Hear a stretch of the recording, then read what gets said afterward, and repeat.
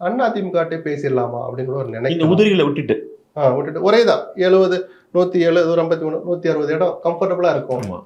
அந்த அதிமுகல அப்ப எடப்பாடி பிஜேபி மேல இடம் பெற்றிருக்கு. அதெல்லாம் அப்புறம் பிஜேபி மேல இருக்கு. கூட்டணி மந்திரி சபையில இடம் கொடுக்க தான் போறாரு. கொடுத்துடலாம். அப்ப பிஜேபி அதை ரசிப்பாங்க. நம்மால் ஒருத்தர் மந்திரி ஆகிறான். முதல் முறையா தமிழ்நாட்டுல கூட்டணி அமைச்சரவையில காஷ்மீர் முதல் கன்னியாகுமரி வரை அமைச்சர்கள் இருக்கிறோம்னு சொல்லிக்கலாம்.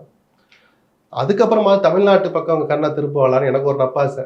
நீங்க அங்க வச்சிருக்கிற அந்த அமைச்சரவை அந்த மாநிலத்துக்காக நிதி இனிமேல் ஒழுங்கா கொடுங்கன்னு கேட்கலாம். 27 இடங்கள் நின்று 26 இடங்கள்ல அவங்களை விரட்டி அடிக்கிறாங்கன்னா நீங்க எந்த லட்சணத்தை தமிழ்நாட்டை பார்த்திருக்கீங்கன்னு மக்கள் இடம் போட்டுக்கான்னு முதல்ல பிஜேபி உணரணும். அப்படி ஒரு வாய்ப்பு வந்தா பிஜேபி அதை ரசிப்பாங்க. அந்த மத்திய மாநில அரசுகளுக்கான உறவு கொஞ்சம் சுமூகமா இருக்க வாய்ப்பு இருக்கு. அது ஒரு நிரந்தர தீர்வா இருக்கும். நிலையான அரசு அமைவது தமிழ்நாட்டு நலனுக்கு நல்லதுங்கிற அந்த அடிப்படையில் சொல்றேன். மற்றபடி எடப்பாடியை கூட்டி போய் சேர்த்து விட்டு பதவி வாங்கி கொடுக்குற நம்ம வேலை இல்லை. விஜயனுடைய மனசை பொறுத்தது, அது அவருடைய உணர்வை பொறுத்தது. அப்ப எடப்பாடி என்ன சார், அதை பத்தி நமக்கு என்ன கவலை? துணை முதலமைச்சர் கொடுக்க வருவார், அதை எடப்பாடி ஏத்துப்பாரான்னு தெரியாது. எத்தனை மந்திரி என்ன துறை அது பேச்சு நடக்கலாம். இதெல்லாம் நடந்தா இல்ல நம்ம அமைதியாவே இருப்போம், மக்கள் நம்மளை நிராகரிச்சிட்டாங்க, நாம அமைதியா இருப்போம் அப்படி திமுக அண்ணாதிமுக அமைதியா இருந்தா இந்த 118 நிரூபிக்கிறாரான்னு அந்த சவாலான காலத்தை கடக்கணும்.